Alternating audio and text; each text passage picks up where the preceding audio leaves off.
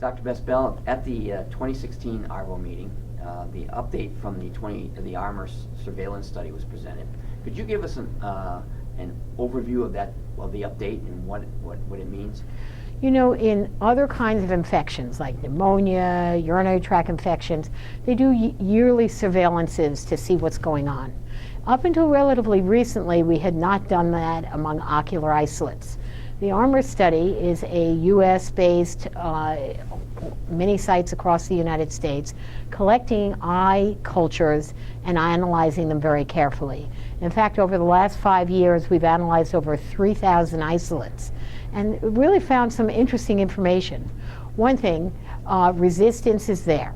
We see a lot of methicillin-resistant organisms, particularly among our Staph aureus organisms. It's about 30 to 40%. And our coagulase-negative staph, we see it in nearly 50% of the organisms.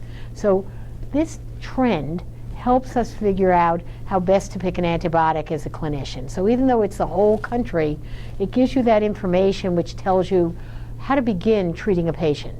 In patient care, we start first with a culture, but we don't get results for that for days, so we got to start treating right away. And these surveillance studies, such as ARMOR, really give us that big picture so we can more properly pick an antibiotic to begin treatment. So what was the update this year? The interesting update is a couple of things. One, antibiotic resistance is still there. In actuality, when you look over the 5 years, it's been pretty stable. So it's still a significant number of the organisms, but it hasn't really changed a lot in the last 5 years. The interesting other fact, however, is that many of these drugs that are resistant to penicillin, not drugs, bacteria, they're also resistant to other antibiotics as well.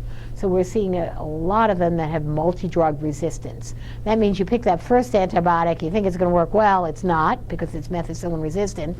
Well, it could be your second, third choice is also not a good one because that organism may be resistant to quite a few antibiotics. So you really need to think when you're picking an antibiotic. You can't just take the first one off the shelf. For the clinician, what's the take-home message in this new update? Use the information that's available.